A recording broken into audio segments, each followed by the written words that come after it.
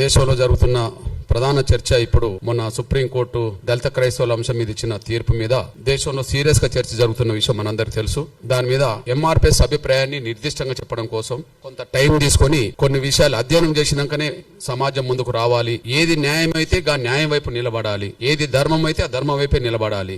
దాన్ని అడ్డుకునే శక్తులు ఏ రూపంగా ఉన్నా ఏ పేరుతో ఉన్నా తలొగ్గకుండానే ముందుకు సాగాలని ఒక స్థిరమైన నిర్ణయం తీసుకున్నాకనే ప్రెస్ మీట్ పెడుతున్నాం. దీనికి అత్యంత ప్రాధాన్యత ఇస్తారని చెప్పి నేను ఆశిస్తున్నా, మీ సహకారం కోరుతున్నాను. తర్వాత మీరు బిట్స్ గా కూడా దాన్ని ఉపయోగించుకోవడానికి మీకు అవకాశం ఉన్నది కాబట్టి ప్రతి మాటకు దాన్ని కొంత విశ్లేషణ చేస్తున్నప్పుడు కొన్ని ఆధారాలు మీ ముందు పెడతాను. వాటిని మీకు అవసరమైన దాన్ని మీరు ఎట్లాగో సమాజం ముందుకు తీసుకెళ్ళడానికి అవకాశం ఉన్నది. దయచేసి అర్థం చేసుకుంటారని ఆశిస్తున్నా. దేశంలో ఉన్నబడే దళితులు క్రైస్తవ మతం పుచ్చుకుంటే వాళ్ళ ఎస్సీ హోదా రద్దే అని సుప్రీంకోర్టు ఇచ్చిన తీర్పుపై మేము తీవ్రంగా ఖండిస్తున్నాం. ఎంఆర్పిఎస్ పరంగా అందుకు బలమైన నిరసన కూడా మేము తెలియజేస్తాం. క్రైస్తవ మతంలోకి దళితులు మారితే వాళ్ళ ఎస్సీ హోదా రద్దు అనే తీర్పును మేము ఖండిస్తున్నాం. దానిపై బలమైన నిరసన కూడా వ్యక్తం చేస్తాం. ఈ సుప్రీంకోర్టు ఇలాంటి తీర్పు ఇవ్వడం వెనుక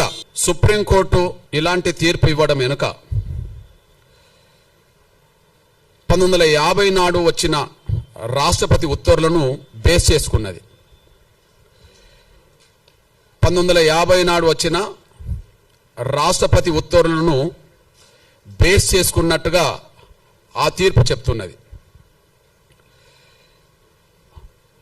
ఆ ఉత్తర్వులే రాజ్యాంగ విరుద్ధం, ఆ ఉత్తర్వులే వివక్షతో కూడిన ఉత్తర్వులు,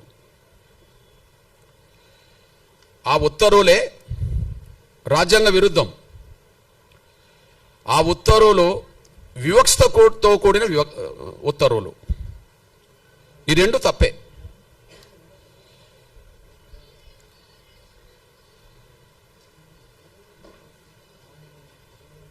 ప్లీజ్ నేను ముందు గుర్తు చేస్తున్నది ఏంటంటే, దళితులు క్రైస్తవులకు మారితే రద్దు కావాల్సింది ఎస్సీ హోదా కాదు. ఈ పార్లమెంటుకు చిత్తశుద్ధి ఉంటే, న్యాయ వ్యవస్థకు చిత్తశుద్ధి ఉంటే, లేదా ఉత్తర్వులు ఇచ్చే రాష్ట్రపతులకు చిత్తశుద్ధి ఉంటే రద్దు చేయాల్సింది కుల వ్యవస్థనే. కుల వ్యవస్థను రద్దు చేయండి. రద్దు కావాల్సింది ఎస్సీ హోదా కాదు. ఈ దేశంలో రద్దు కావాల్సింది కుల వ్యవస్థ.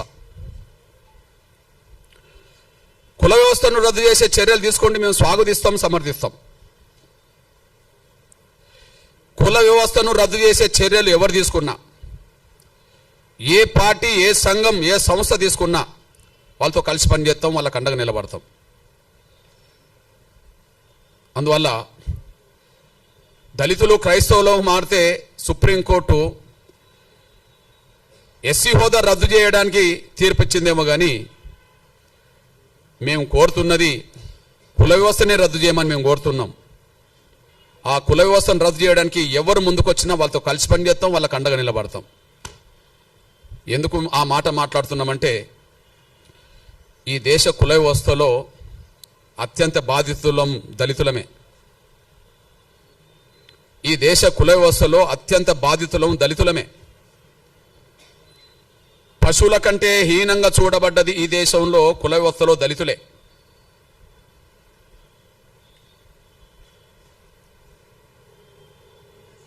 ఈ దేశంలో ఉండబడే ఇతర వర్గాల పౌరులకు ఉండబడే హక్కులు, స్వేచ్ఛ లేనిది దళితులకే. కాబట్టి కుల వ్యవస్థ బాధితులం కాబట్టి, కుల వ్యవస్థలో ఎక్కువ బాధితులం కాబట్టి, కుల వ్యవస్థలో బ్రాహ్మణేతర వర్గాలన్నీ బాధితులే. ఈ దేశ కుల వ్యవస్థలో బ్రాహ్మణేతర వర్గాలన్నీ బాధితులే.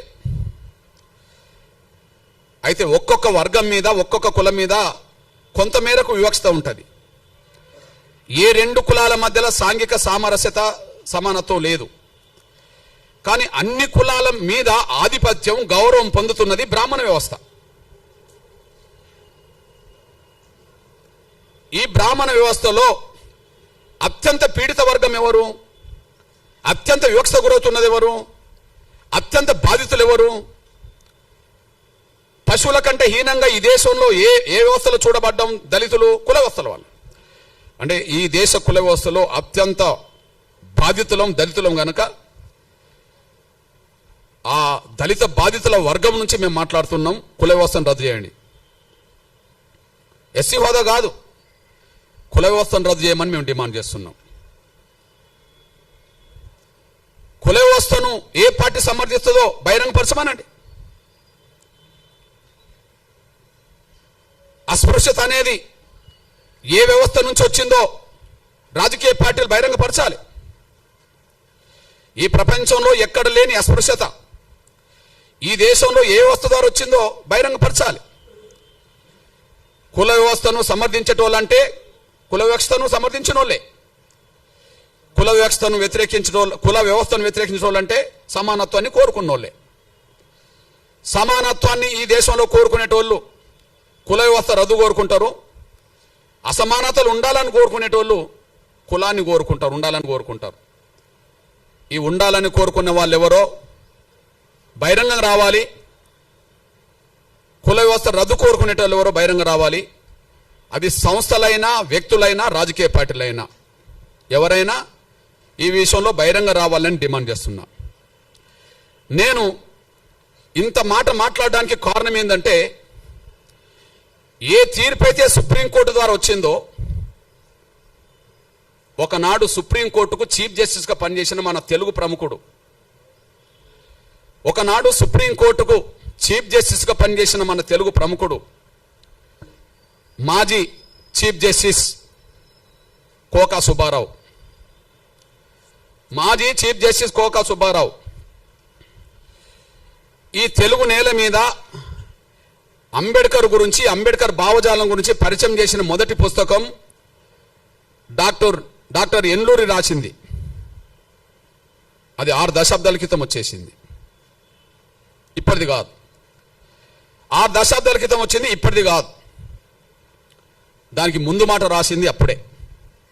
నేను ఇప్పుడు మీకు చూపెడుతున్న పుస్తకం ఈరోజు రాసుకున్నది కాదు, ఈరోజు రాసుకున్నది కాదు. ఇప్పుడు ఆ మేధావి కోక సుబ్బారావు అనేటైనా అమాయకుడు కాదు, నిరక్షరాస్యుడు కాదు. ఇప్పుడు ఇచ్చిన సుప్రీంకోర్టు జడ్జిల కంటే పై హోదాలో ఉన్న వ్యక్తి అతను. చీఫ్ జస్టిస్గా పనిచేసిన వ్యక్తి ఈ దేశ కుల వ్యవస్థ గురించి రాస్తూ ముందు మాట, డాక్టర్ అంబేద్కర్ జీవిత చరిత్రకు ముందు మాట రాస్తూ ఏమన్నాడో ఒకసారి గుర్తు చేసుకుందాం. ఆయన మన తెలుగు ప్రముఖుడే, ఉన్నత వర్గాలకు సంబంధించిన వ్యక్తి వెలమ. ఆయన ఏం మాట్లాడిండో చదివినిపిస్తా. హిందూ మతానికి కులతత్వం ఒక వినాశ హేతువు. హిందూ మతానికి కులతత్వం ఒక వినాశ హేతువు. కులతత్వానికి రాజ్యాంగ చట్టంలో ఎలాంటి ప్రసక్తి లేకపోయినా అది ఏదో ఒక రూపంలో తాండవిస్తూనే ఉంది. అది ఏదో ఒక రూపంలో తాండవిస్తూనే ఉంది. చట్టం, సంఘ సంస్కరణ అనేవి 2 కులతత్వ నిర్మూలనోద్యమంలో కలిసి పనిచేయాల్సిన అవసరం ఉన్నది. కుల వివక్షత పాటించద్దని చట్టం చెప్తున్నది. కానీ కుల వివక్షత పాటించద్దని ప్రధానంగా రాజకీయ పార్టీలు, వ్యవస్థ నడిపే సంస్థలు బలంగా ముందుకు రావట్లేదు, దళితులు తప్ప. అందులో గొప్ప మాట రాశాడు. చట్టం, సంఘ సంస్కరణ అనేది 2 కులతత్వ నిర్మూలనోద్యమంలో కలిసి పనిచేయాల్సింది. అట్లా పనిచేయకుండా కుల నిర్మూలన జరగదు. అంతకంటే ముఖ్యంగా ఇంకో మాట చెప్తాడు. అస్పృశ్యత అంతం కావాలంటే కుల వ్యవస్థను కూకటి వేలతో కూల్చివేయాలి. అస్పృశ్యత అంతం కావాలంటే కుల వ్యవస్థను కూకటి వేలతో కూల్చివేయాలి. ఎందుకంటే అస్పృశ్యతకు కుల వ్యవస్థే మూల కారణం. ఇది నేను రాసింది కాదు.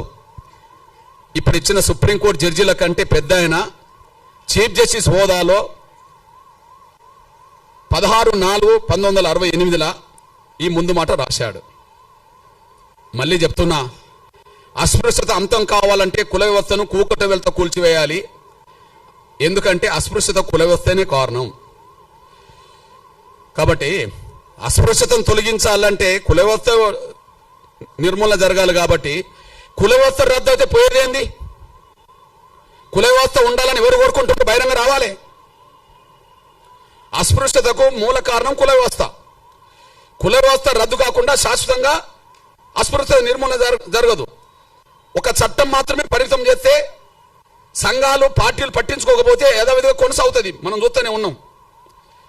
అట్లాంటప్పుడు కుల వ్యవస్థ రద్దు చేయాల్సిన బాధ్యత ఉన్నది కదా. ఆ మేధావి చెప్పిన మాటకు విలువనివ్వాలి కదా. ఆయన సుప్రీంకోర్టు చీఫ్ జస్టిస్ కదా. రెండో విషయం,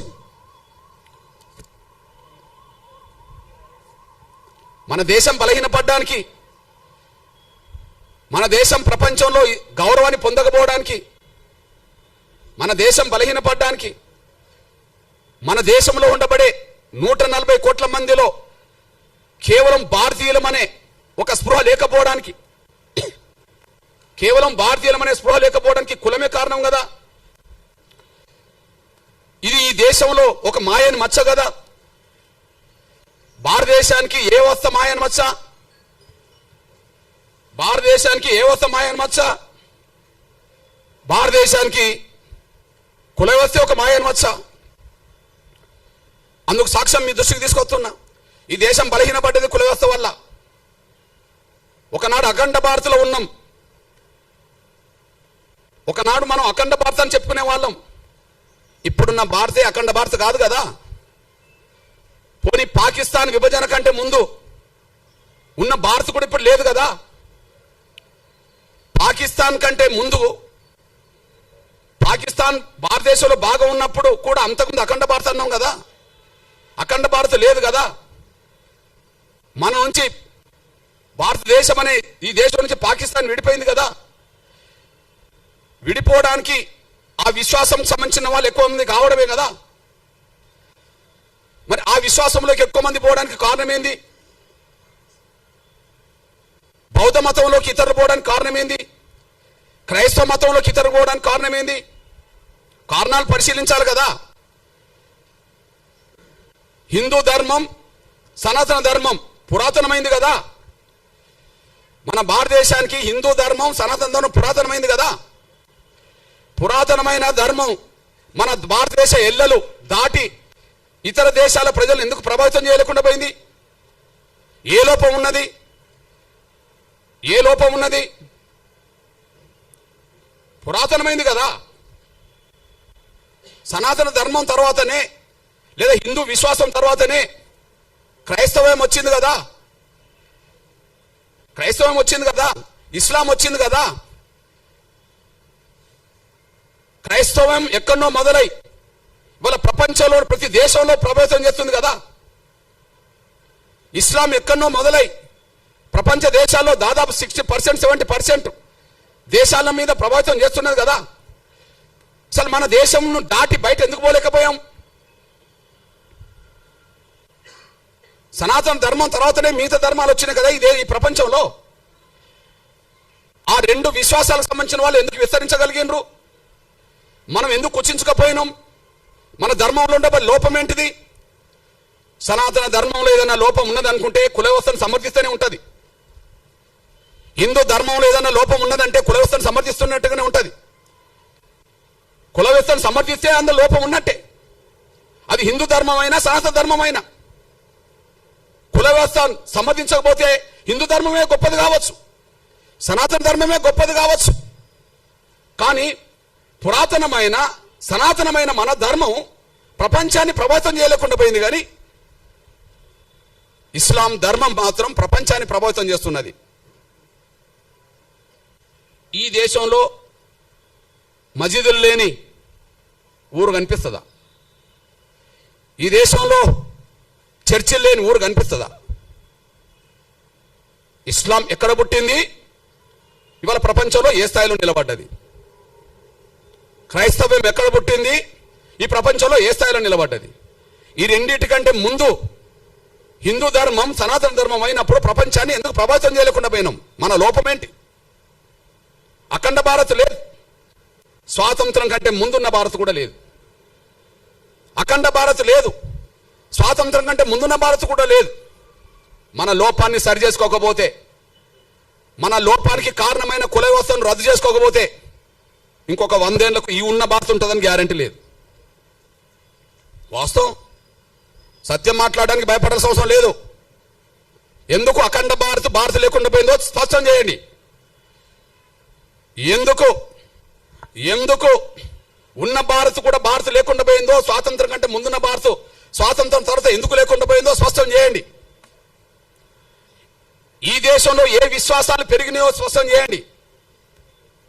ఆ విశ్వాసాలు పెరగడానికి, విశ్వాసాలు గల ప్రజలు పెరగడానికి, ఆ సంఖ్య పెరగడానికి ఏం కారణమో చేయండి. ఎక్కడనో పుట్టిన ఇస్లాం ప్రపంచాన్ని ప్రభావితం చేస్తూ దేశంలో ఉన్నది కదా. ఆ ధర్మంలో లోపం ఉంటే ప్రపంచాన్ని ఎందుకు ప్రభావితం చేస్తుంది? క్రైస్తవ ధర్మంలో లోపం ఉంటే ప్రపంచాన్ని ఎందుకు ప్రభావితం చేస్తున్నది? మన ధర్మంలో సత్యం ఉంటే ఎందుకు బయటికి వెళ్ళలేకుండా పోయినాం? మన లోపానికి కారణం ఏంది? ఈ దేశ వ్యవస్థలో, మన ధర్మంలో కుల వ్యవస్థను ఎప్పుడైతే సమర్థించడం మొదలు పెట్టామో అక్కడి నుంచి ఒక మాయను మచ్చగా, ఈ కుల వ్యవస్థలో అందరూ సమానం కాదనే భావనతో, ప్రత్యేకంగా దళితులను మనుషులుగా చూడకుండా వివక్షతగా, అంటరాని వాళ్ళుగా చూడడం వల్ల ఎవరొచ్చి మా ధర్మం గొప్పదని ప్రచారం చేస్తే, ఎవరొచ్చి మా ధర్మంలో సమానత్వం ఉన్నదని ప్రచారం చేస్తే, ఎవరొచ్చి మా ధర్మంలో అసమానతలు లేవని ప్రచారం చేస్తే, అసమానతలు గురవుతున్న వర్గాలు సమానత్వం దిశగా అడుగులేయడం కోసం ఎన్నో మార్గాలు ఎన్నుకున్నారు. ఇక్కడ మీ అన్నగా చెప్తున్నా నేను, 1950 ఆర్డర్, రాష్ట్రపతి ఆర్డర్ రాజ్యాంగ విరుద్ధం కదా. రాజ్యాంగ విరుద్ధంతో పాటు అది వివక్షత కదా. రాజ్యాంగ విరుద్ధం ఎందుకంటున్నా, భారత రాజ్యాంగంలో ఆర్టికల్ 25 ఉన్నది కదా. ఆర్టికల్ 25 ఏం చెప్తుంది? ఈ దేశ పౌరులకు వాళ్ళు ఇష్టమున్న మతాన్ని ఎన్నుకోవచ్చు, వాళ్ళు ఇష్టమున్న మత విశ్వాసాలు కలిగి ఉండవచ్చు అని చెప్పి ఆర్టికల్ 25 చెప్తున్నది కదా. ఆర్టికల్ 25 చెప్తున్నది కదా.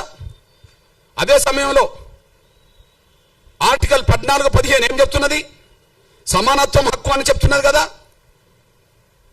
లింగపరంగా, మతపరంగా, కులపరంగా వివక్ష ప్రదర్శించొద్దు, భారతీయులందరి పట్ల సమానంగా చూడాలని చెప్పి ఆర్టికల్ 14, 15 చెప్తున్నది కదా.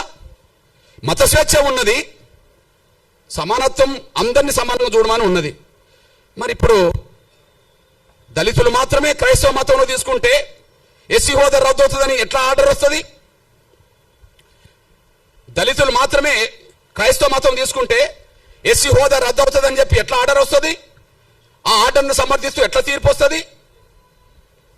నేను ఎందుకు ఈ మాట మాట్లాడుతున్నంటే, ఈ దళిత వర్గం నుంచి ఇప్పటికీ భక్తులే, ఈ దళిత వర్గం నుంచి ఎవరన్నా క్రైస్తవ మతంలో చేరుకుంటే ఇప్పటికీ భక్తులే. కానీ క్రైస్తవ మతాన్ని ప్రచారం చేసే పెద్ద పెద్ద మిషనరీ సంస్థలు ఉన్నత వర్గాలు, అందులో బ్రాహ్మణులు ఉన్నారు, అందులో వైశ్యులు ఉన్నారు, అందులో బ్రాహ్మణులు ఉన్నారు. ఇక్కడ తెలుగు నేల మీద కమ్మ వాళ్ళు ఉన్నారు, రెడ్లు ఉన్నారు, కాపులు ఉన్నారు, అందరూ ఉన్నారు. ఇక్కడ కుట్ర జరిగింది. ఆర్డర్ కంటే ముందు కుట్ర జరిగింది. ఈ 1950లో వచ్చిన ఆర్డర్ రాజ్యాంగ విరుద్ధము. ఆర్డర్ వివక్షతో కూడిన ఆర్డర్. అది ఆ వివక్షతో కూడిన ఆర్డర్ రావడానికి కారణం ఏంది? ఇప్పుడు మత బోధకులు అగ్రకులాలే నా ఆరోపణ. అప్పుడు 100 ఏళ్ల క్రితం చరిత్ర, ఈనాటి చరిత్ర. 100 ఏళ్ల క్రితం చరిత్ర, ఈనాటి చరిత్ర. దళితులను మతం మార్చుకుంటే వాళ్ళ ఎస్సీ హోదా ఇయ్యాలన్నా వద్దా అని చర్చ జరిగినప్పుడు,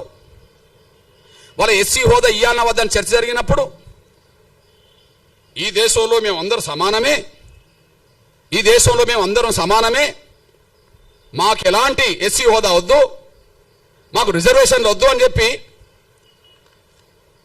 రాజ్యాంగ సభలో చర్చల్లో పాల్గొన్నది ఈ దేశ క్రైస్తవుల తరపున ఒక దళితుడు లేడు.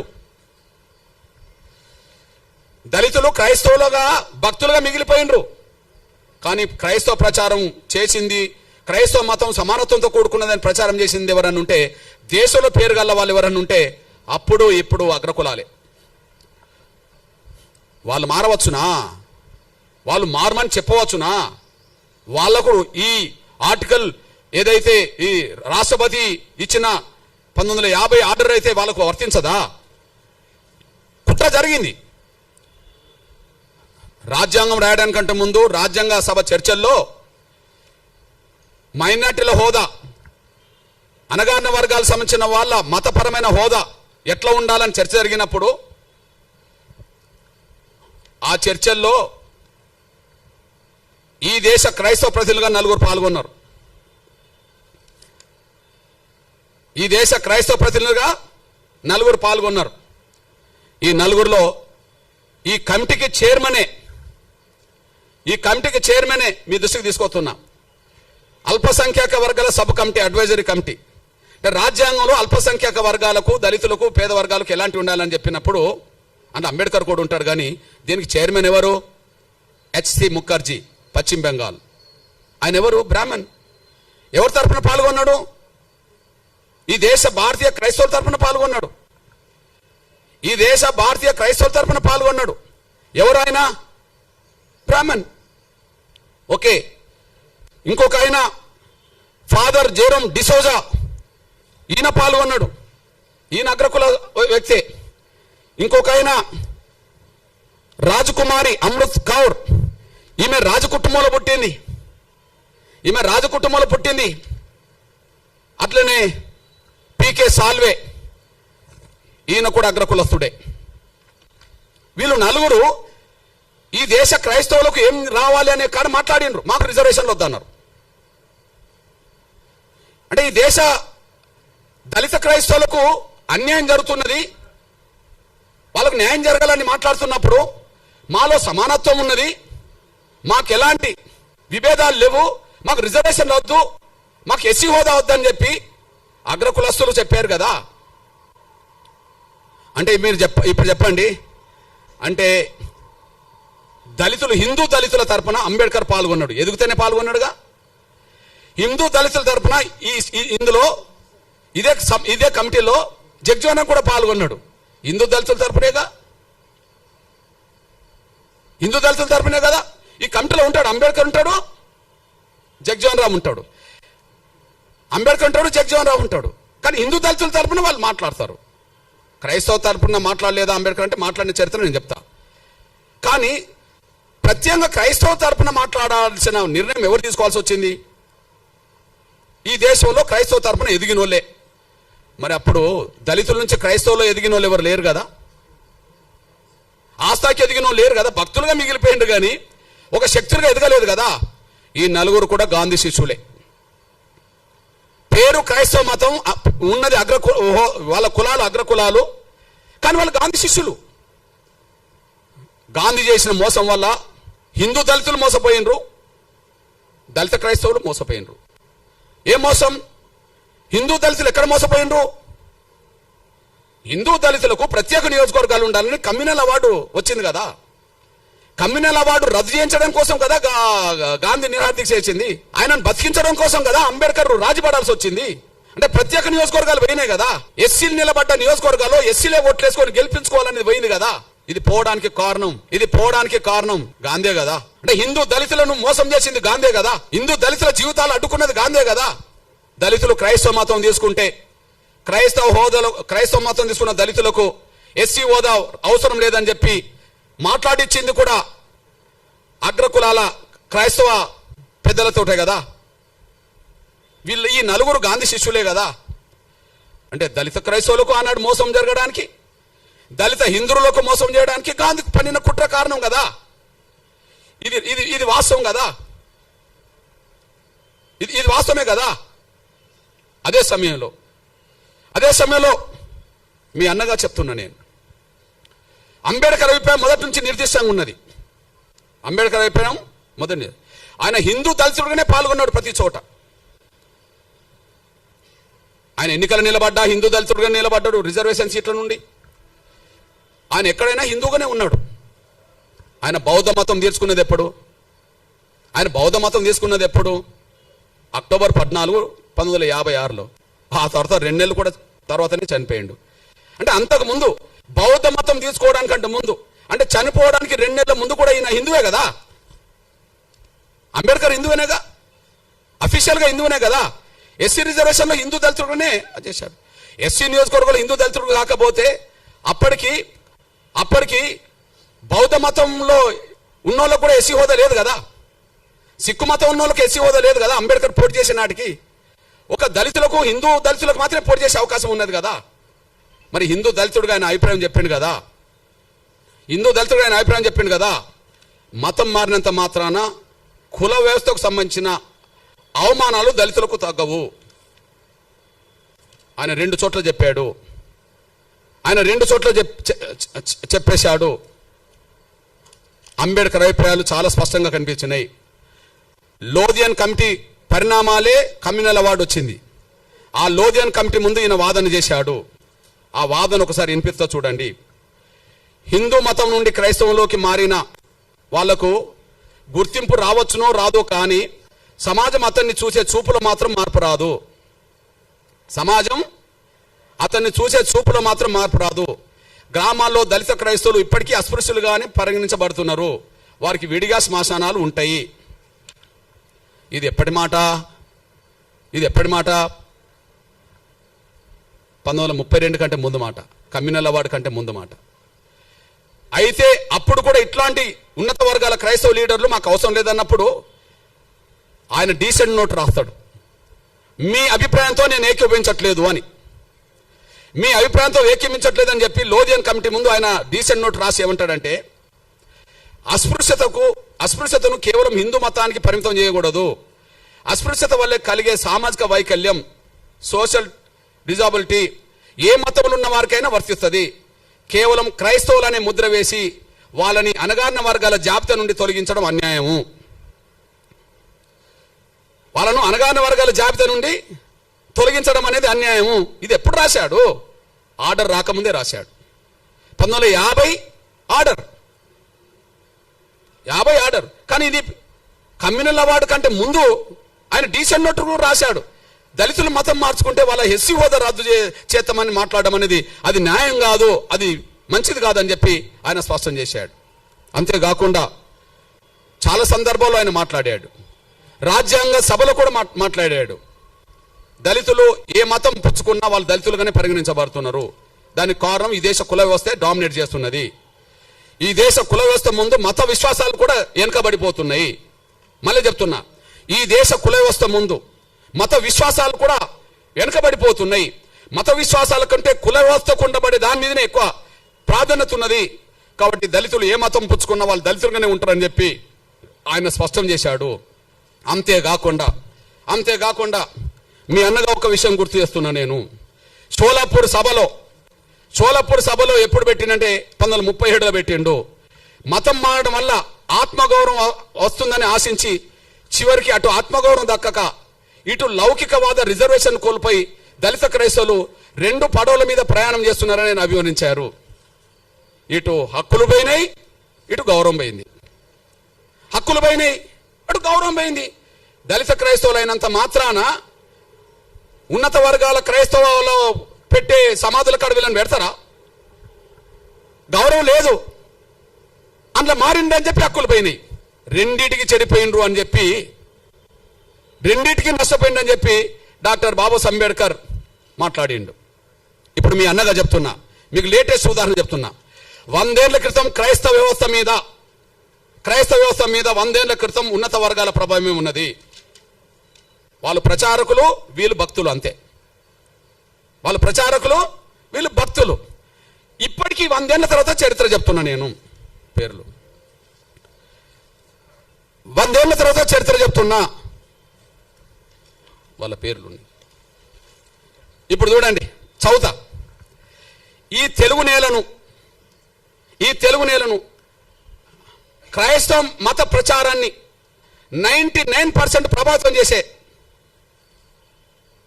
పెద్ద పెద్ద ఫాదర్ల పేరు, పాస్టర్ల పేరు, బ్రదర్స్ పేరు మీకు చదివి వినిపిస్తా.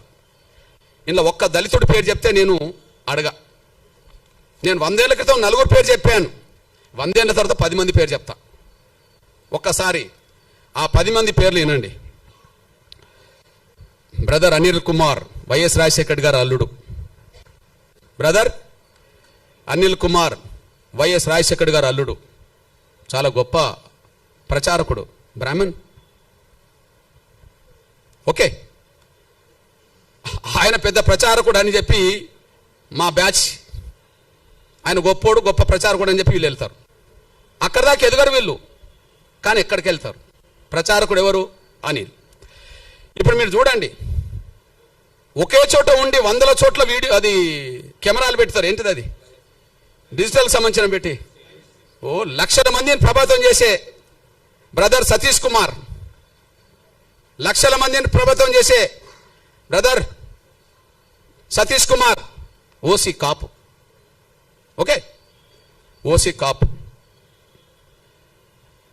బ్రదర్ కేఏ పాల్, ప్రపంచ సువార్థికుడే, మనందరూ తెలుసు.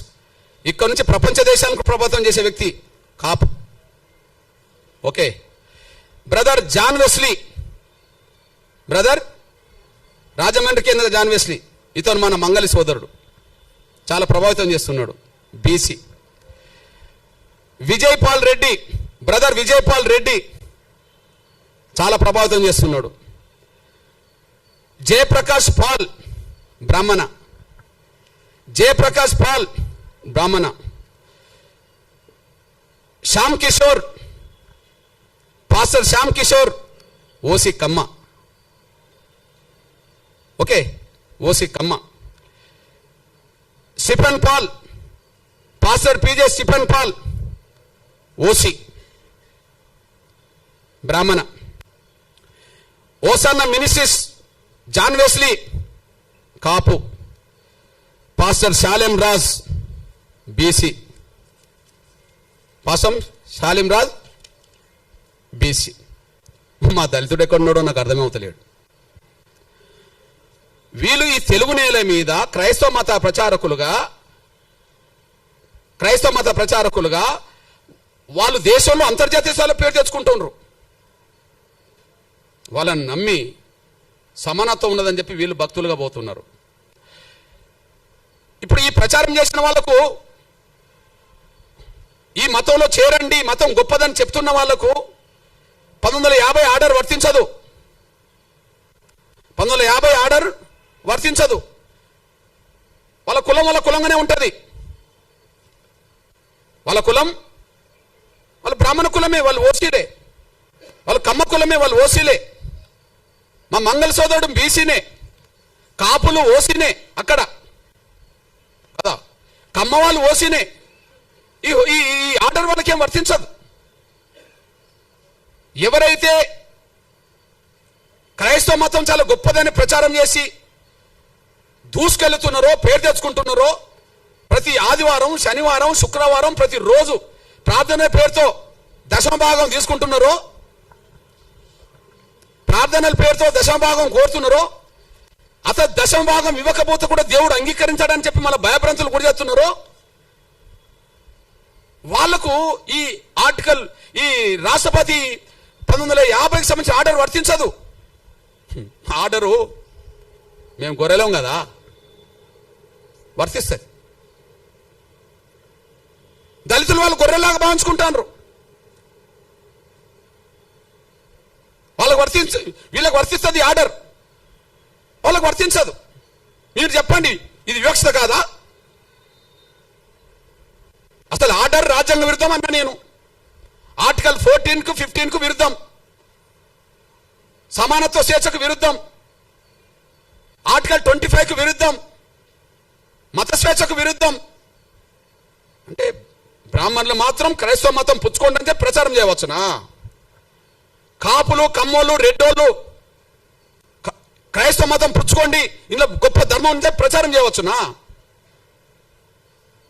దశమభాగం పేరుతో వాళ్ళు బాగా వెనుకేసుకోవచ్చునా? దళితులు మాత్రం మతం మార్చుకుంటే వాళ్ళు ఎస్సీలు కాకుండా పోతారా? బ్రాహ్మణులు అయినప్పుడు, క్రైస్తవ మతం పుచ్చుకున్న వాళ్ళు బ్రాహ్మణులుగానే ఉన్నప్పుడు, వాళ్ళు ఓసీలైనప్పుడు, క్రైస్తవ మతం పుచ్చుకున్న వాళ్ళు కమ్మోళ్ళు అయినప్పుడు వాళ్ళు ఓసీలైనప్పుడు, కాపులు ఓసీలైనప్పుడు, ఓసీలుగా ఉన్నప్పుడు, రెడ్లు ఓసీలుగా ఉన్నప్పుడు వాళ్ళకి ఈడబ్ల్యూఎస్ రిజర్వేషన్ వర్తిస్తున్నాయి కదా, ఇప్పుడు ఎస్సీ ఎస్టీ యాక్ట్ వీళ్ళకి వర్తించదు, రేపు రిజర్వేషన్ వర్తించవద్దు అని అంటుండ్రు కదా. ఎస్సీ యాక్ట్ వర్తించదు, రేపు రిజర్వేషన్ కూడా వర్తించవని మీరు తీర్పులు చెప్పారు కదా ఆర్డర్ పట్టి. అంటే వాళ్ళకు రిజర్వేషన్ కూడా వర్తించవచ్చునా? వాళ్ళ కులహోదాగానే ఉండాలనా? వాళ్ళ కులహోదాగానే ఉండాలి. వాళ్ళ బ్రాహ్మణులు ఓసీ హోదా ఉండాలి. వాళ్ళు క్రైస్తవ మతం పుచ్చుకున్నా ప్రచారం చేసినా వాళ్ళ ఓసీ హోదా పోతలేదు, వాళ్ళ బ్రాహ్మణ కులం హోదా పోతలేదు, కమ్మల హోదా పోతలేదు, రెడ్ల హోదా పోతలేదు, కాపుల హోదా పోతలేదు. చివరికి మా బీసీలు కొంతమంది ప్రచారకులు మత ప్రచారకులు అవుతే వాళ్ళ హోదా బీసీలుగానే మంగళగానే ఉంటుంది. ఇక్కడ దళితులు మాత్రం మా మీద వివక్ష ఉన్నది నిజమే కదా, పోనీ మతం మార్చుకుంటా అంటే పోతా అని చెప్పి నమ్మిపోతే ఎస్సీ హోదా రద్దు చేస్తారా? ఇది వివక్షతో కూడిన ఆర్డర్ కాదా? ఇది రాజ్యాంగ విరుద్ధం కాదా? ఇది వివక్షతో కూడిన ఆర్డర్ కాదా? ఇది రాజ్యాంగ విరుద్ధం కాదా? మా మీద రుద్దుతారా? మేమేం తినాలి, మేము ఏ విశ్వాసం కలిగి ఉండాలని మా మీద రుద్దుతారా? మేమేం తినాలి, ఏ బట్టలు కట్టుకోవాలి, ఏ విశ్వాసం కలిగి ఉండాలని రుద్దుతారా? ఆ రుద్దడం అనేది రాజ్యాంగ విరుద్ధం కాదా?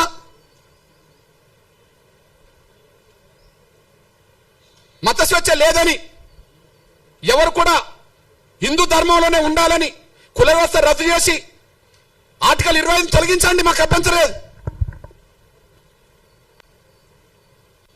మత స్వేచ్ఛ వద్దు, అందరూ హిందువులుగానే ఉందాం, అందరూ సనాతన ధర్మాన్ని విశ్వసిద్దాం, అందరూ హిందువులుగానే ఉందాం, సనాతన ధర్మాన్ని విశ్వసిద్దాం.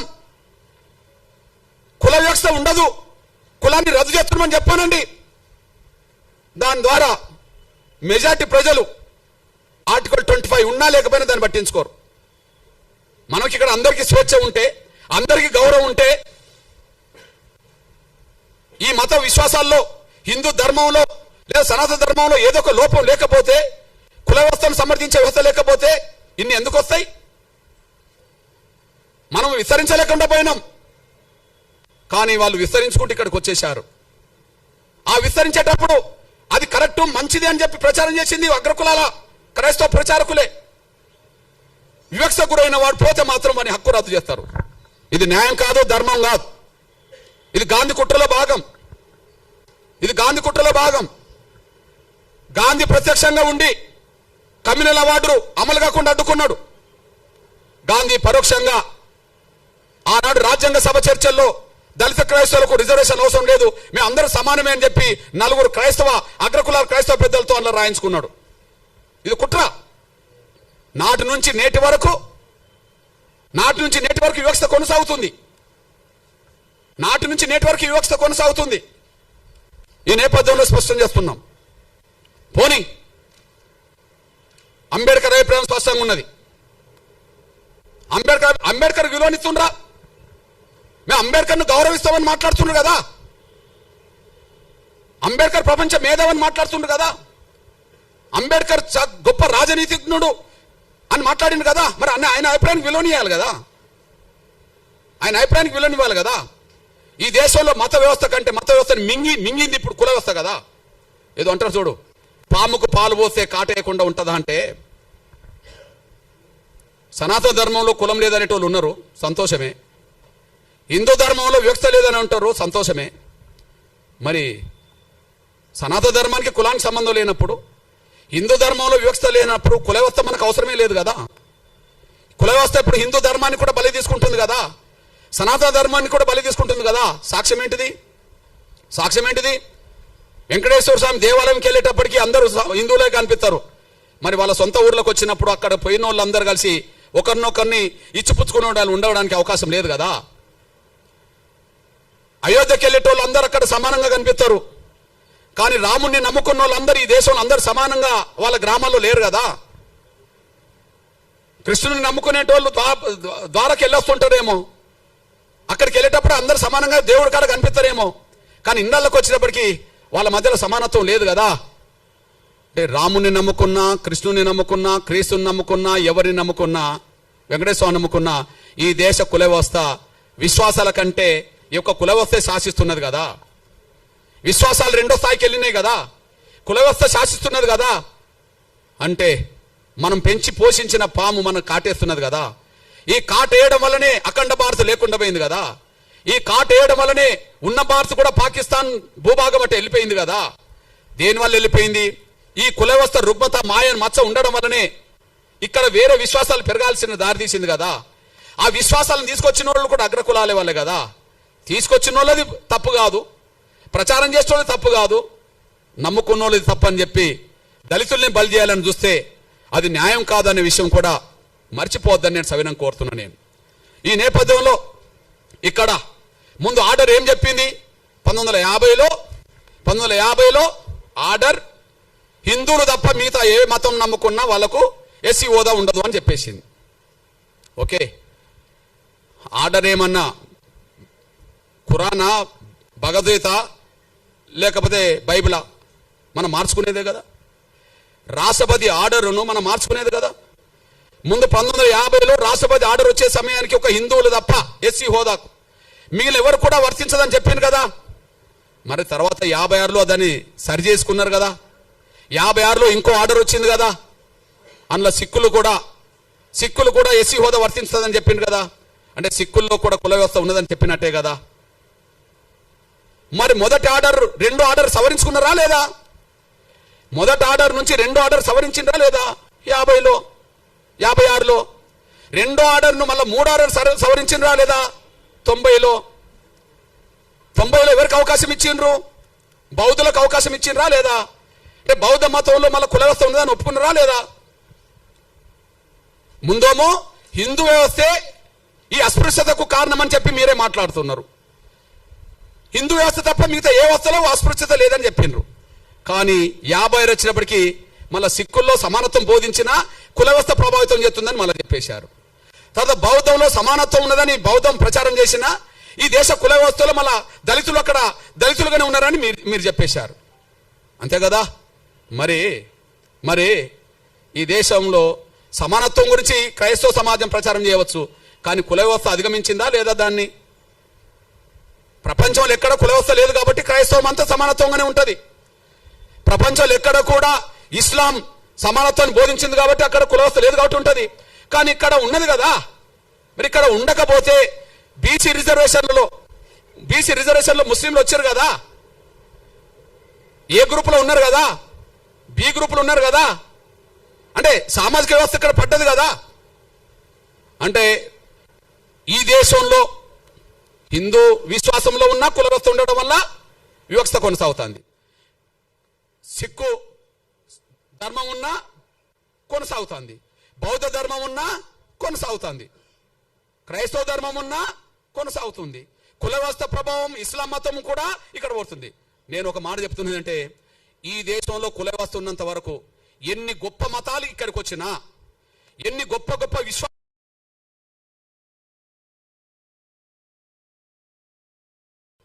గొప్ప మతాలే కదా, చాలా గొప్ప మతాలని మనమే అంటున్నాం కదా. ఆ మతాలు ఇక్కడికి వచ్చినప్పుడు ఏ దానికి లోన్ అవుతున్నాయి? క్రైస్తవ మతం గొప్పదే, సమానత్వం ప్రదర్శించింది. మరి గద్దరు కూడా పాట రాసింది కదా, మాల క్రైస్తు, మాది క్రైస్తు, రెడ్డి క్రైస్తు, కమ్మ క్రైస్తు, బ్రాహ్మ క్రైస్తు అని చెప్పి ఒక పాట రాసింది కదా. క్రీస్తుని నమ్ముకునే వాళ్ళు ఒక్కరైతే మాల క్రైస్తు, మాల చర్చీలు, మాదిగ చర్చీలు ఎందుకు వచ్చినాయి? కమ్మోల చర్చీలు, రెడ్డోల చర్చీలు ఎందుకు వచ్చినాయి? ఈ దేశానికి ఏ మతం వచ్చినా కుల వ్యవస్థ ఉన్నంత వరకు కుల వ్యవస్థ ప్రభావానికి లోన్ అవ్వాల్సిందే. సిద్ధాంతం సమానత్వం అయితే అది బయటనే, ఇక్కడికి వచ్చినప్పటికీ ఆ సిద్ధాంతం 100% పనిచేస్తలేదు. కుల వ్యవస్థనే ప్రభావితం చేస్తుంది, కుల వ్యవస్థ శాసిస్తుంది, కుల వ్యవస్థే అసమానతలు సృష్టిస్తుంది. కుల వ్యవస్థను రద్దు చేయనంత కాలం సమానత్వం ఇక్కడ ఉండదు. కాబట్టి సమానత్వం వైపు అడుగులేయాలంటే కుల వ్యవస్థ రద్దు కావాల్సిందే తప్ప ఎస్సీ హోదా రద్దు చేయడం వల్ల పరిష్కారం లేదనే విషయం మీ దృష్టికి తీసుకొస్తున్నాను. నేను 1950 ఆర్డర్ రాజ్యాంగ విరుద్ధం. 1950 ఆర్డర్ కేవలం దళితుల మీద పెట్టిన ఆంక్షలు. దళితులు మాత్రమే మారద్దు, మీతో ఎవరు మారినా మాకు అభ్యంతరం లేదు. దళితులు మాత్రమే మారద్దు, ఇంకెవరు మారినా మాకు అభ్యంతరం లేదు. బ్రాహ్మణులు మారవచ్చు, మారేటట్టు చేయవచ్చు. రెడ్లు మారవచ్చు, మారేటట్టు చేయవచ్చు. కమ్మోళ్ళు మారవచ్చు, మారేటట్టు చేయవచ్చు. బీసీలు ఇతరులు మారవచ్చు, మారేటట్టు చేయవచ్చు. కానీ దళితులు మాత్రం మారద్దు. మీరు మా కాళ్ళ కాడు ఉండాలి. మేము అంట్రానోళ్ళని పిలిచినా కూడా మీరు పడి ఉండాలి. మిమ్మల్ని అవమానించినా మీరు పడి ఉండాలి. మిమ్మల్ని చిన్న చూపు చూసినా పడి ఉండాలి. కుల వ్యవస్థలో వివక్ష ఉన్నది కాబట్టి, కుల వ్యవస్థలో అంట్రాంతరం ఉన్నది కాబట్టి మేము పాటించినా మీరు పడి ఉండాలి. మీకు మనుషుల హోదా సమానమైన గౌరవం కాదు, పశువులతో సమానంగా, పశువుల కంటే హీనంగా చూసినా మీరు పడి ఉండాలి. కానీ మారద్దు. కుల వ్యవస్థలో అస్పృశ్యత ఉంటుంది, మీరు అంగీకరించి రిజర్వేషన్ పొందండి. మీరు మారితే రద్దు చేస్తాం. ఇది కండిషన్ కాదా? ఇది కండిషన్ కాదా? ఇది నిర్బంధమైన హింస కదా? మీరు బలవంతంగా ఉండండి. మీరు మారదలుచుకుంటే రిజర్వేషన్ వదులుకొని వెళ్ళండి. ఏ వివక్ష లేని వాళ్ళు మారినా మంచిదే. కుల వ్యవస్థలో వివక్ష గురవుతున్నదా బ్రాహ్మణ సమాజం? అందరికంటే ఎక్కువ గౌరవమైన హోదా పొందింది కదా. ఈ తెలుగు నేల మీద బ్రాహ్మణ సమాజం తర్వాత కమ్మ, రెడ్లు, కాపులు ఉంటారు కదా అగ్రకులాల లిస్టులో. వాళ్ళు కూడా ఎస్సీ, బీసీల కంటే పై హోదాలో ఉన్నారు కదా. అంటే పై హోదాలో ఈ దేశంలోనే అత్యున్నత వ్యవస్థలో, కుల వ్యవస్థలో గౌరవం పొందుతున్న బ్రాహ్మణులు మారిన మాకు అభ్యంతరం లేదు. వాళ్ళకు 1950 ఆర్డర్ వర్తించదు. ఈ తెలుగు నేల మీద కమ్మోళ్ళు, రెడ్డోళ్ళు, కాపులు ఎవరు మారిన మాకు అభ్యంతరం లేదు. వాళ్ళకి ఆర్డర్ వర్తించదు. కానీ అందరికంటే కుల వివక్షత గురవుతున్న వాళ్ళు ఎవరైనా ఉంటే, దళితులైతే, వాళ్ళు మారితే మాత్రం అంగీకరించాం. బలవంతంగా వాళ్ళ పాదాల కాడ, వాళ్ళ కాళ్ళ కాడ కట్టిపడేసుకోవాలా? ఇదా రాజ్యాంగ స్పిరిట్? ఇదా ఆర్టికల్ 14, 15 చెప్పింది? ఇదా ఆర్టికల్ 25 చెప్పింది? మత స్వేచ్ఛ అందరికి ఉంటుంది, వీళ్ళకు ఉండదా? సమానత్వం అని మాట్లాడుతున్న వాళ్ళు మమ్మల్ని అడగదొక్కడానికి నిర్ణయాలు తీసుకుంటారా? ఇదేం పద్ధతి? నాటి నుంచి నేటి వరకు అదే కొనసాగుతుంది. ఇకపోతే నేను ఒక విజ్ఞప్తి చేస్తున్నా. నేను హిందూ మందిరాల్లో ముందు, హిందూ దేవాలయాల్లో కేవలం బ్రాహ్మణులనే పూజారులుగా చేసే వ్యవస్థ రద్దు కావాలి.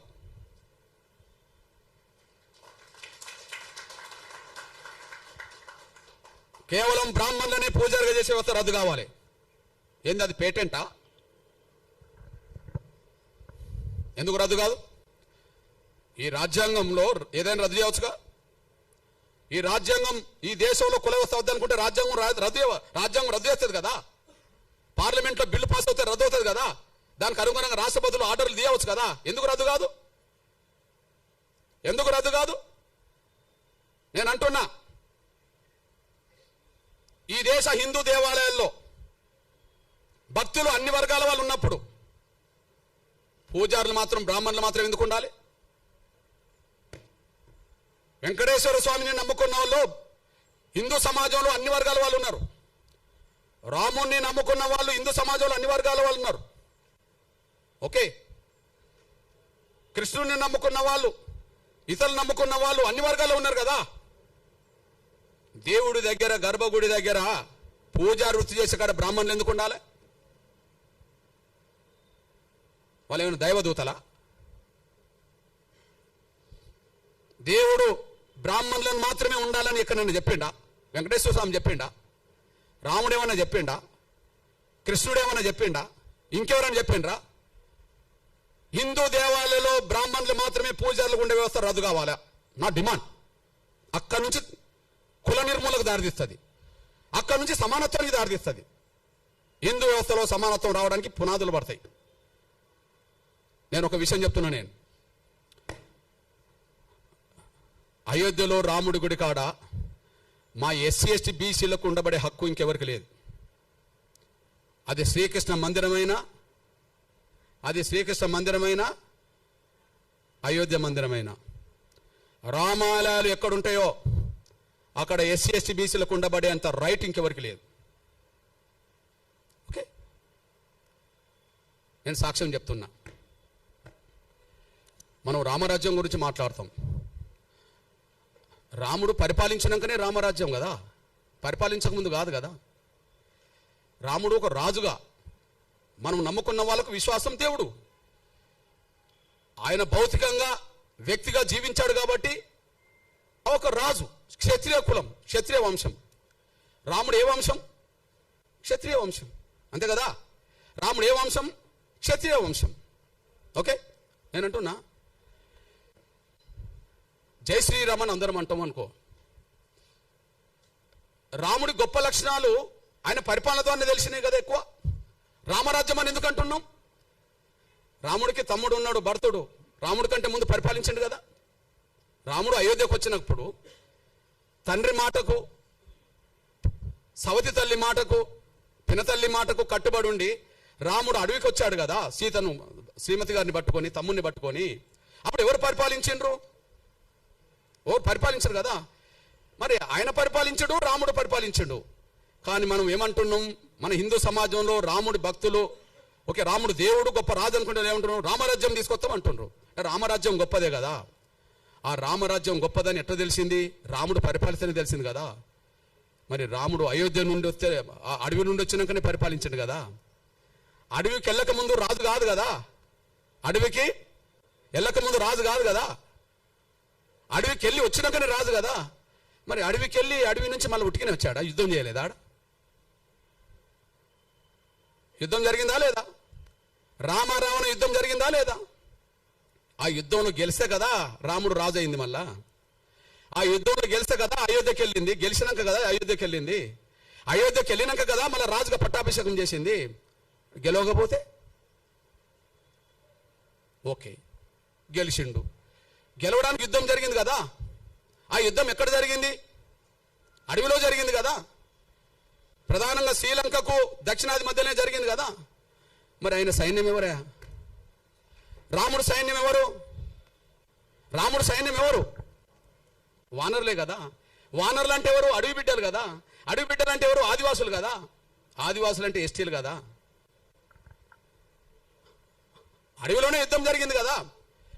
రాముడి సైన్యం 99% ఎవరు? రాముడికి తోడొచ్చిన లక్ష్మణుడు ఉన్నాడు సోదరుడిగా. కానీ రాముడికి అండగా నిలబడ్డది ఎవరిగా? సుగ్రీవుడు కదా. అడవి గిరిజన రాజే కదా. ఆంజనేయుడు కదా. సైన్యానికి నాయకత్వం వహించింది, యుద్ధం చేసిండు కదా. సైన్యానికి నాయకత్వం వహించింది ఎవరు? యుద్ధం చేసింది ఎవరు? ఆంజనేయుడు కదా యుద్ధం చేసింది. ఆంజనేయుడు ఎవరు? మరి ఆదివాసి కదా. సుగ్రీవుడు ఎవరు? ఆదివాసే కదా. రాముణ్ణి గెలిపియడానికి యుద్ధంలో ప్రధాన పాత్ర పోషించింది ఎవరు? వానర సైన్యం కదా. ఆ వానర సైన్యాన్ని గైడ్ చేసింది ఎవరు? జాంబవంతుడు కదా. ఆ వానర సైన్యాన్ని గైడ్ చేసింది ఎవరు? జాంబవంతుడు కదా.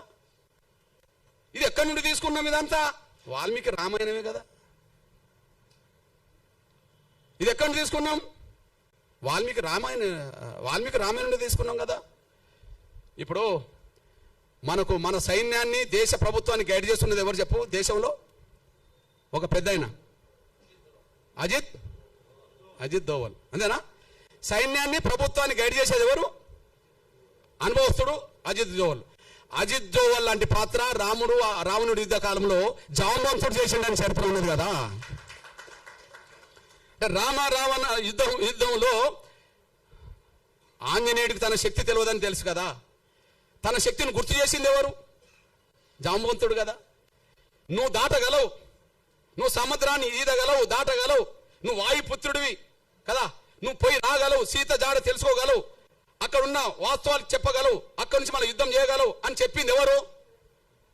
ఆంజనేయుడికి తన శక్తి స్వరూపుడని గైడ్ చేసింది ఎవరు? చైతన్యపరిచింది ఎవరు? ప్రోత్సహించింది ఎవరు? జాంబవంతుడు కదా. రామలక్ష్మణులతో పాటు సైన్యం అంతా మూర్చబడ్డప్పుడు, వాళ్ళ దాడిలో, రావణకు సంబంధించిన వాళ్ళ యుద్ధం దాడిలో మూర్చపోయినప్పుడు వాళ్ళని లేపడానికి వాళ్ళ ఆంజనేయుని పంపి ఏం తెప్పించిండు? మీరే చెప్పాలి. సంజీవిని తెప్పించింది ఎవరు? జాంబవంతుడే కదా. యుద్ధాన్ని నడిపించింది జాంబవంతుడు. యుద్ధంలో త్యాగాలు చేసింది వానర సైన్యం. వానర సైన్యానికి సంబంధించిన వాళ్ళు గిరిజనులు. రాముడి అయోధ్య దేవాలయం నుంచి మొదలుకుంటే రామ మందిరాల్లో నా గిరిజనులు లేకుండా దళితులు లేకుండా వీళ్ళేందా పూజారి వృత్తి చేసేది? వాళ్ళు ఏమైనా యుద్ధంలో గెలిపించిన వాళ్ళ? యుద్ధంలో గెలిస్తే కదా రాజు అయింది. వాళ్ళేంది అంటున్నా నేను. రావాలి, చర్చకు రావాల్సిందే. పోనీ రాముడి గుణాలని, రాముడి పౌరుషాన్ని, రాముడి మానవత్వాన్ని, రాముడి సామాజిక స్పృహను గొప్పగా ప్రపంచానికి చాటిన వాళ్ళు ఎవరు? వాల్మీకే కదా. గొప్పగా ప్రపంచానికి చాటిన వాళ్ళు ఎవరు చెప్పండి? రామాయణం రాసిన వాళ్ళు ఎవరో చెప్పండి. వాల్మీకి రామాయణం లేకపోతే రాముడి చరిత్ర ఎవరికి తెలుసో చెప్పండి. వాల్మీకే కదా. వాల్మీకిని మన తెలంగాణలో పోయే కదా, బీసీనే కదా, అక్కడక్కడ ఎస్సీలో ఉన్నారు కదా. పోనీ బీసీ సమాజం అనుకుందాం.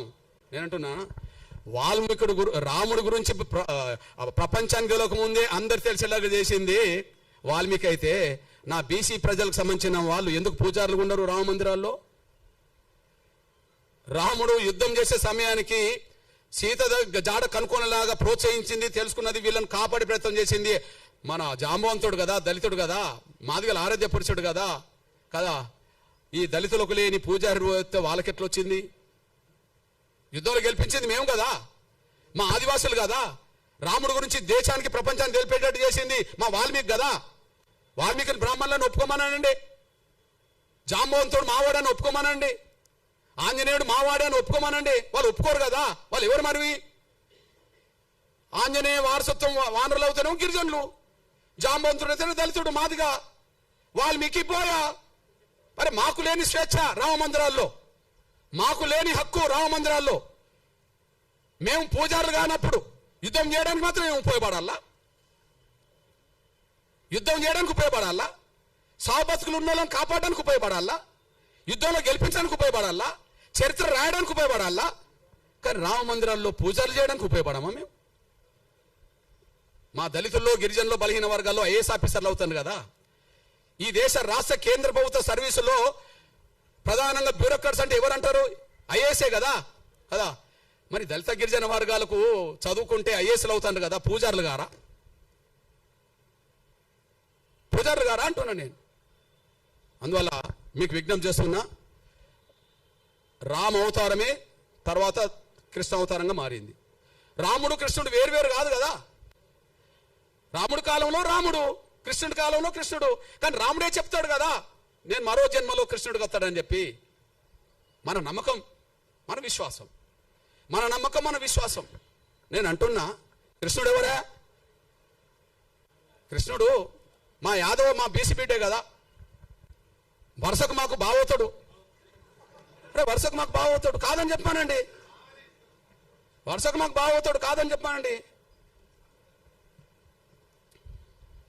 రాముడు రావణ మధ్యలో జరిగిన యుద్ధము 1000 మంది చచ్చిపోయినరు కదా, 18 రోజులు జరిగింది.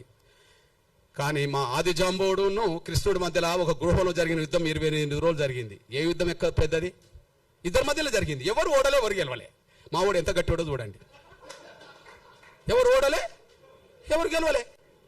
లాస్ట్కు మావాడు అనుకుంటాడు జాంబవుడు, అరే నీ అమ్మ, ఈ దేశంలో, ఈ ప్రపంచంలో నన్ను ఓడించిన వాళ్ళు ఎవరై ఉంటారంటే, ఓహో రాముడి కాలంలో నేను అడిగాను, రాముడితో యుద్ధం చేస్తాను అన్నప్పుడు, ఇంత మనం చేసుకున్నాం కదా రాముడితో యుద్ధం, నీకు ఈ జన్మలో వద్దు కానీ నీకు వచ్చే జన్మలో కృష్ణుడు ఏర్పడితే అప్పుడు నీకు ఏదో రకంగా యుద్ధం చేద్దాంలే అని అంటే, ఇంతకాలం నాతో యుద్ధం చేస్తున్నాడు అంటే ఆయన రాముడే అని చెప్పి, నువ్వు దేవుడి అవతార పురుషుడు కాబట్టి నాతో ఇంత యుద్ధం చేస్తున్నావు అని చెప్పి మళ్ళీ కాంప్రమైజ్ అయ్యి, మళ్ళీ రాముడు ఆ కృష్ణుడికే కదా మా జాంబవతిని మా అక్కనిచ్చింది. ఈయన ఒక మణిహారం కోసం వెతుకులాట చేస్తూ, ఒక మణిహారం ఉన్నది, ఆ మణిహారం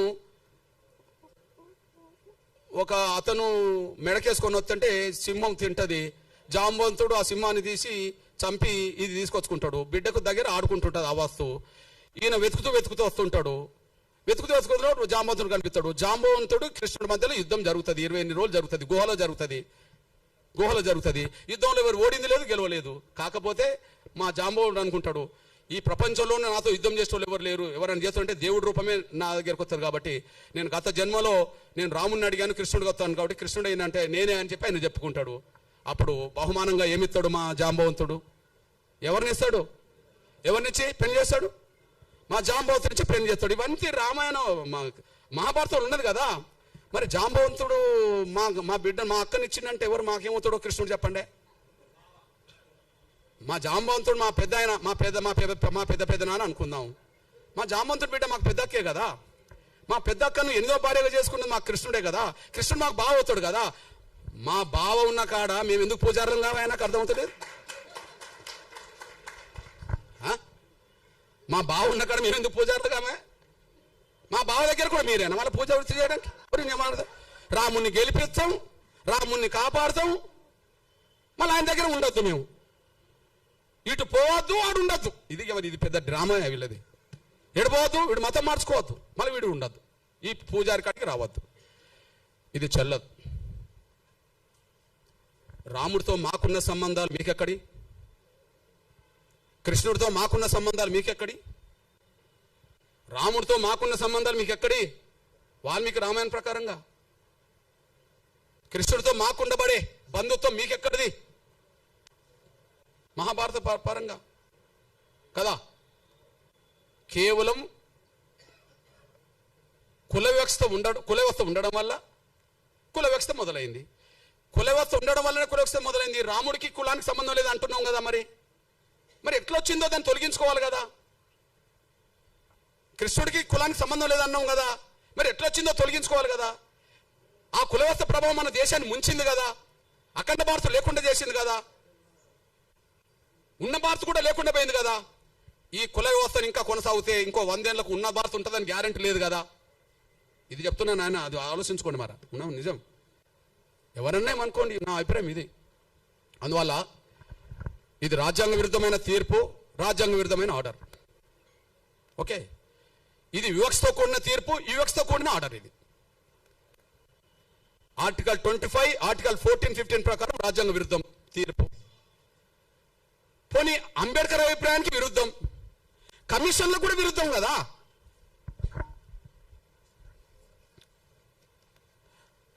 రంగనాథ్ మిశ్రా కమిషన్ దళితులు క్రైస్తవ మతం తీసుకున్నప్పటికీ వాళ్ళ మీద కులవివక్షత పోలేదు, అంటరాంతనం పోలేదు. దళితులు కులవివక్షత దళితులు క్రైస్తవ మతం తీసుకున్నా రంగనాథ్ మిశ్రా కమిషన్ రిపోర్ట్ ఇచ్చింది కదా, కేంద్రం వేసిందే. అదే సమయంలో ఇది 2007లో వేస్తే సతీష్ దేశపాండే కమిషన్ రిపోర్ట్ కూడా ఉన్నది. సతీష్ దేశపాండే కమిషన్ రిపోర్ట్ కూడా ఉన్నది, 2008లో వచ్చింది. ఇందులో కూడా దళితులు క్రైస్తవ మతం తీసుకున్నా వాళ్ళ మీద కుల వ్యవస్థ పోలేదు అని చెప్తున్నాడు, అంటరాంతరం కొనసాగుతుందని చెప్తున్నాడు. ఇది కమిషన్ల అభిప్రాయానికి వ్యతిరేకం, కేంద్ర ప్రభుత్వం వేసింది. ఇది ఆర్టికల్ రాజ్యాంగం ప్రకారంగా రాజ్యాంగానికి వ్యతిరేకం, ఆర్టికల్ 25కి 14, 15కి వ్యతిరేకం. ఈ 1950 రాష్ట్రపతి ఆర్డర్ అనేది అంబేద్కర్ అభిప్రాయాలకు విరుద్ధం. ఇది మా స్వేచ్ఛకు విరుద్ధం, ఇది మా హక్కులకు విరుద్ధం. ఈ విషయంలో మీకు ఒక విషయం గుర్తు చేస్తున్నా. నేను అంటున్నా, మన సనాతన ధర్మాన్ని బయట ప్రచారం చేస్తుంటాం. హిందూ ధర్మాన్ని ఇక్కడ కుల వ్యవస్థ గురించి అక్కడ చెప్పకుండా హిందూ ధర్మం గొప్పతనం గురించి మాట్లాడుతుంటాం. నేను అంటున్నా, ఈ మధ్య కాలంలో 100% ఫండమెంటల్గా ముస్లిం దేశాలుగా ప్రవక్త దేశాలుగా ఉన్న కాడ మన హిందూ దేవాలయాలు ఏర్పడుతున్న విషయం మనం మర్చిపోవద్దు. 2024లో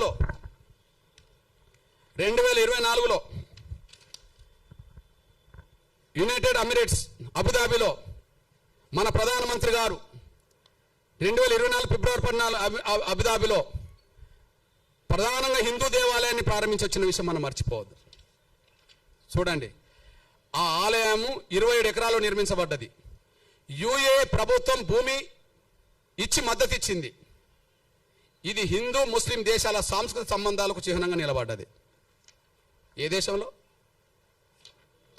గౌరవ ప్రధానమంత్రి నరేంద్ర మోడీ గారు ఎక్కడికి వెళ్ళాడు? మన ప్రధానమంత్రి గారు అక్కడ హిందూ దేవాలయాన్ని ప్రారంభించడానికి వెళ్ళాడు కదా. అక్కడ హిందూ దేవాలయం ప్రారంభించడానికి వెళ్ళాడు కదా. అక్కడ 27 ఎకరాల్లో మన హిందూ దేవాలయం నిర్మించుకున్నారు కదా. దానికి అక్కడ ఉండబడే ముస్లిం ప్రభుత్వమే భూమి 27 ఎకరాల భూమి ఇచ్చింది కదా. ఆ ప్రారంభోత్సవానికి ఆ ప్రారంభోత్సవానికి అక్కడ ఉండబడే రాజు కూడా వచ్చాడు కదా. ఏ రాజు? ముస్లిం రాజే కదా. ఆడ ప్రారంభోత్సవానికి ముస్లిం రాజే వచ్చాడు కదా. ఇప్పుడు పాశ్చాత్య దేశాలు అమెరికా క్రైస్తవ దేశం అని మనం అంటున్నాం అనుకోండి, అక్కడ హిందూ దేవాలయాలు కట్టుకుంటే ఎవరు అడ్డం పడలేదు కదా. ఆడ ఫలాని మతం ఉంటేనే మీకు ఉద్యోగాలు ఇస్తామని చెప్పలేదు కదా. అమెరికా పౌరుగా ఎవరు సభ్యత్వం తీసుకున్నా ఆడ కులంతో మతంతో ఏదంతో సంబంధం లేకుండా, ఆడ కులమైనది లేదు, ఏ మత విశ్వాసాలతో సంబంధం లేకుండా అన్ని రైట్స్ అమెరికా ఇస్తున్నది కదా. అమెరికా అన్ని రైట్స్. ఇప్పుడు మన తెలుగు ప్రజల్లో బాగా చదువుకున్న పిల్లలు, ఉన్నత వర్గాల పిల్లలు ఎక్కడికి పోవాలనుకుంటారు? అమెరికాకు పోవాలనుకుంటున్నారు. ఇక్కడ పోయేటోళ్ళందరూ ఎవరు? మెజారిటీ హిందువులు. ఆడ ఉద్యోగాలు చేసే వాళ్ళు ఎవరు? ఇక్కడ నుండి పోయి హిందువులే. మీరు హిందువులు కాబట్టి మీకు ఉద్యోగాలు ఇవ్వము అని చెప్పి గ్రీన్ కార్డు ఉంటే మీకు ఇస్తాము అనేది ఎవరైనా వాళ్ళ భారత పౌరు, ఈ దేశం భారత పౌరులకు ఇస్తుంది, ఇంకోరికి ఇవ్వదు కదా. ఆడ అమెరికా, ఇండియా నుంచి అమెరికా పౌరులుగా మారినా కూడా వాళ్ళకి ఇస్తుంది కదా. నీ కులం నీ మతం ఇతర అడగదు కదా. అంటే మనం మత విశ్వాసాల పేరుతో కుచించుకోబోతున్నాం. ఆ కుచించుకునే మనస్తత్వాన్ని తగ్గించుకోవాలా. విశాలమైన హృదయం రావాలి, విశాలమైన మనస్తత్వం రావాలి.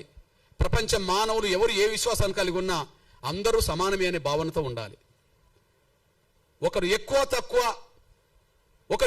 అనే భావన కాకుండా ఎవరు ఏ విశ్వాసం కలిగి ఉన్నా రాజ్యాంగం చెప్పినట్టుగా అన్ని మతాలను విశ్వసించి గౌరవించే విధంగా ఉంటే సరిపోతుందని చెప్పి రాజ్యాంగం రాసింది అంబేద్కర్. దానికి అనుగుణంగానే పరిపాలన జరగాలి. కానీ ఒక దళితుల మీదనే వివక్షత ఆంక్షలు ఉండొద్దని, మీరు పెట్టదలుచుకుంటే అందరి మీద పెట్టే స్థాయి వస్తే ఒకసారి పెట్టి చూడండి అని, ఒక దళితుల మీదనే ఆంక్షలు వద్దని, మీరు పెట్టదలుచుకుంటే అందరి మీద పెట్టే స్థాయికి మీరు రావాలని, అందరి మీద పెట్టడం కూడా ధర్మం కాదని, ఎవరి విశ్వాసాలైనా కలిగి ఉండడానికి అవకాశం రాజ్యాంగం ఇచ్చిందని చెప్పి మేము భావిస్తూ, మేము దళిత క్రైస్తవులకు విజ్ఞప్తి చేస్తున్నా నేను 100 ఏళ్ల నుండి ఈ సమస్య పరిష్కారం కాకపోవడానికి కారణమైంది. 100 ఏళ్ల నుండి ఈ సమస్య పరిష్కారం కాకపోవడానికి కారణమైంది. 1950లో హిందువులు తప్ప మిగతా వాళ్ళందరూ ఎస్సీలు కాకుండా పోయారు. కానీ పంజాబ్లో అక్కడ దళిత సిక్కులు యుద్ధం చేశారు. వెంటనే 56లో దళిత సిక్కులు ఎస్సీ హోదా సంపాదించుకున్నారు. 1990 వచ్చేటప్పటికి దళిత బౌద్ధులు పోరాటం చేశారు. ఆ పోరాటానికి చిహ్నంగా దళిత బౌద్ధులు కూడా ఎస్సీ హోదా సంపాదించుకున్నారు. ముందు కేవలం హిందువుల వరకే పరిమితమైన, హిందూ దళితుల వరకే పరిమితమైన ఎస్సీ హోదా ఆ తర్వాత పంజాబ్లో పోవటం జరగడం వల్ల అక్కడ 56లోనే వచ్చింది. మహారాష్ట్ర కేంద్రంగా న్యాయ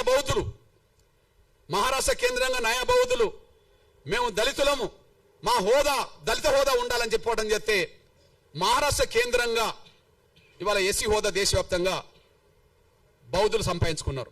ఇక్కడ చెప్పదలుచుకున్నది ఏంటంటే, పంజాబ్ దళితులు పంజాబ్కే పరిమితం ప్రధానంగా. నయా బౌద్ధులు మహారాష్ట్రలోనే ఎక్కువ మంది ఉన్నారు అంబేద్కర్ వల్ల. నేనంటున్నా, ఒక్క రాష్ట్రంలో ఉండబడే పంజాబ్ దళితులు ఎస్సీ హోదా సంపాదించుకున్నారే పోరాటం చేసి. ఒక్క రాష్ట్రంలో మహారాష్ట్రలో ఉండబడే ప్రధానంగా దళితులు బౌద్ధులకు ఎస్సీ హోదా సంపాదించుకున్నారే. మరి దేశవ్యాప్తంగా అన్ని రాష్ట్రాల్లో దళిత క్రైస్తవులు ఉన్నారు, ఎస్సీ హోదా ఎందుకు సంపాదించుకోలేకపోయారు? ఒక్క రాష్ట్రంలో ఉండబడే పంజాబ్ దళితులు ఎస్సీ హోదా సంపాదించుకోవడానికి ఏం చేశారు? వాళ్ళు పోరాటం చేశారు. మహారాష్ట్రలోనే నయా బౌద్ధులుగా ఉండబడే దళితులు వాళ్ళు ఎస్సీ హోదా సంపాదించుకోవడానికి ఏం చేశారు? పోరాటం చేశారు. అంటే ఒక్క రాష్ట్రంలో ఉండబడే దళిత సిక్కులకు సాధ్యమైనప్పుడు ఎస్సీ హోదా, ఒక్క రాష్ట్రంలో ఉండబడే మహారాష్ట్ర బౌద్ధులకు ఎస్సీ హోదా సాధ్యమైనప్పుడు దేశంలో ముఖ్యంగా దక్షిణాది రాష్ట్రాల్లో అన్ని రాష్ట్రాల్లో దళితులు క్రైస్తవులుగా ఉన్నారు కదా. మరి అన్ని రాష్ట్రాల్లో దళిత క్రైస్తవులు ఎస్సీ హోదా సాధించుకోకపోవడానికి కారణం ఏందన్నప్పుడు వాళ్ళకి వీళ్ళకు తేడా ఏంటంటే, వాళ్ళు ఒక్కొక్క రాష్ట్రంలోనే ఉన్న వాళ్ళు పోరాటం సాధించారు. కానీ ఇక్కడ పోరాటం కాకుండా ప్రార్థనకు పరిమితమయ్యారు. చర్చిల్లోనే ప్రార్థన చేస్తారు కానీ బయటకు వచ్చి పోవటం చేస్తలేరు. వీళ్ళకు నేర్పింది కూడా అగ్రకుల బ్రాహ్మణులే, మీరు పోవటం చేయదురా నాయన అని చెప్పి. ఎందుకంటే కుట్ర చేసింది వాళ్ళే, పోరాటం చేయొద్దని చెప్తున్నది వాళ్ళే. ఎస్సీలు కాకుండా కుట్ర చేసింది అగ్రకుల క్రైస్తవులే. ఇప్పటికి వాళ్ళే కొన్ని కోట్ల మందిని ప్రభావితం చేసే ఈ అగ్రకులాలకు సంబంధించిన ఫాదర్లు, పాస్టర్లు వాళ్ళ ప్రార్థన మందిరాల్లో దళితులు క్రైస్తవులుగా మారితే వాళ్ళని దళితులుగా లేకుండా చేయడం అనేది న్యాయం కాదని చెప్పి అన్ని వర్గాల క్రైస్తవులను ఎందుకు బయటికి రప్పిస్తలేరు? అంటే దళిత క్రైస్తవులు వాళ్ళ హక్కులు కోల్పోవాలి, వీళ్ళు బానిసలుగా వీళ్ళ దగ్గర మిగిలాలి. వాళ్ళ హక్కులు కోల్పోవాలి, వాళ్ళు బానిసలుగా మిగిలాలి. అంటే బానిసలుగా మిగిల్చుకోవడం కోసమే అగ్రకుల క్రైస్తవ ఫాదర్లు, పాస్టర్లు వాళ్ళ దశమ భాగం మాత్రం రప్పించుకుంటారు.